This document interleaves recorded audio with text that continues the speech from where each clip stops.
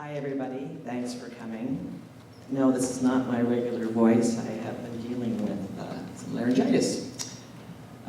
David's website states, most people think you have to be nuts to do stand-up comedy. But he's wrong. Stand-up comedy makes you nuts. He's hoping to double the number of mental health clients by 2010.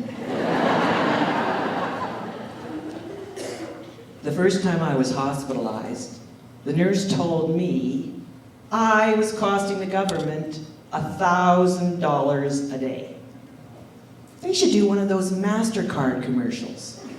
Paper slippers, $2. Pressed turkey, $5. Spending a week in restraints, priceless.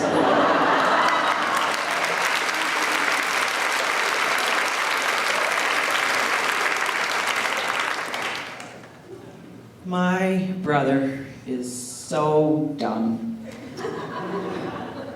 He thinks bipolar is a large white bear that swings both ways.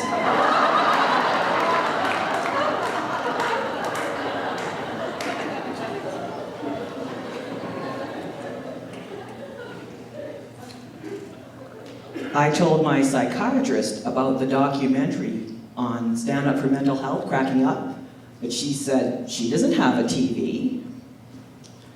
When I told her about tonight's fundraiser, she said all her Sundays are booked. And when I tried to make another appointment, she said she doesn't have a couch. I'm beginning to think she's trying to avoid me. The first psychiatrist I saw told me he could teach me techniques for overcoming procrastination.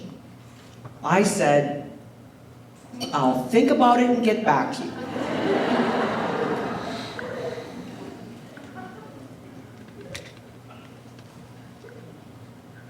When I was told I was going to Riverview Psych Ward, I was very upset. They could lessen the fear if they advertise it like a luxury resort. I can just see the commercial. You get to stay as long as we want. Enjoy your complimentary plastic bracelet / GPS tracking system. And if you can't find the swim-up bar, you can just hallucinate it.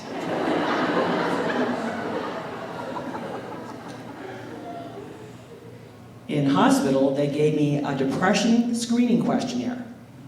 One of the questions about decision-making asked, was it as easy as always? Did I put it off more than I used to? Or was I having greater difficulty in making decisions than before? And I'm thinking, I just can't decide. Another question asked, did I think about sex more than I used to? Did I think about sex about the same as I used to? Did I think about sex less than I used to? Hey, I'm Catholic. I don't think about sex at all.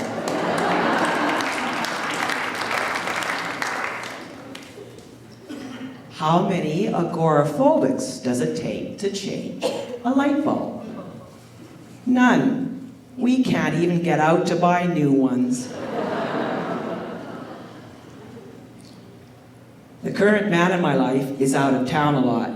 He says he has to spend at least some time with the wife and kids. And am I relieved? At least he doesn't have another girlfriend.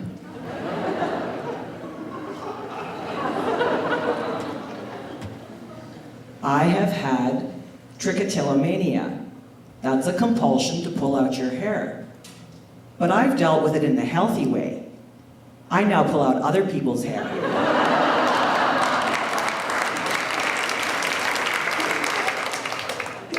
Before I came to class, David had a full head of hair.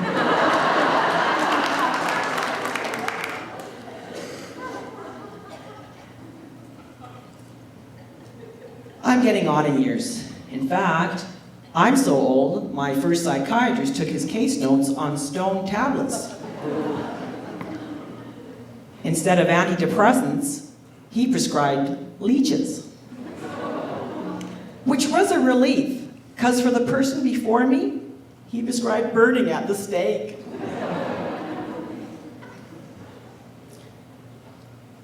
Certain antidepressants are in a class called SSRIs, selective serotonin reuptake inhibitors. But after taking them, I think SSRI stands for sexual sensitivity reduced indefinitely.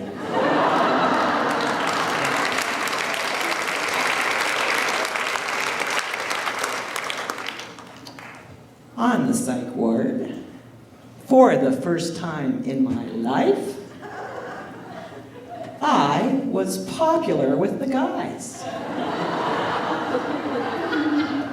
'Cause I was the only woman there who talked to the men instead of the walls. I was having such a good time, I didn't want to leave. You know you've overstayed your welcome on the psych ward when in occupational therapy they teach you how to pack a suitcase.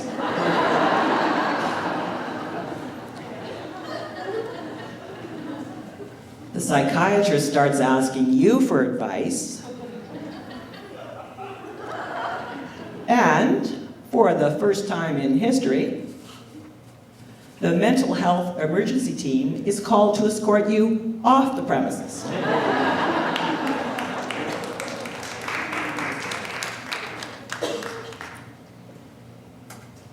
How many neurotics does it take to change a light bulb? How many? None. Are you kidding? Do you know how much pressure that is?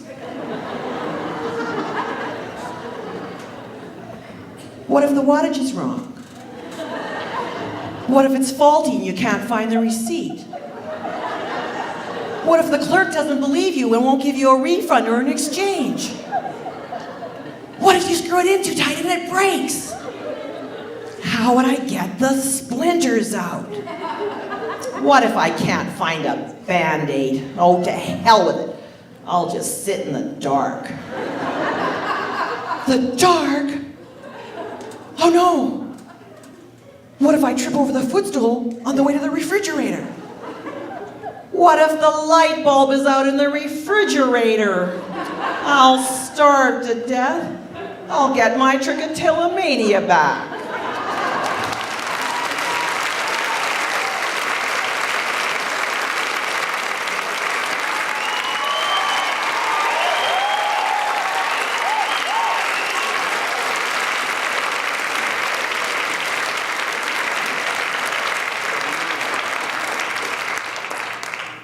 Thank you very much. You know, when my dad did this when I was a kid, I thought it looked really stupid, but it's the middle age reach there because I didn't memorize this, didn't even know if I was going to be able to talk tonight, so I scribbled this down. But the first time I saw stand-up mental health was about 2 years ago at a workshop, and I was even too timid to put my name down to get email information about stand-up for mental health. Fast forward a year to last year, and I got to see the show, and it was fantastic. And when I learned that part of being in the class meant we get to hang out with Mike McDonald the next day, I thought, I gotta get in this.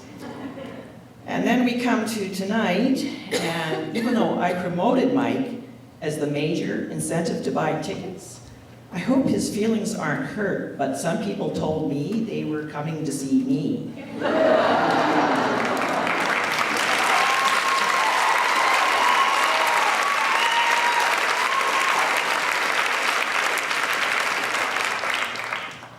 So thank you everyone for your support, and if anyone knows a benefactor looking for a cause to support, please think of Stand Up for Mental Health. Enjoy the rest of the show.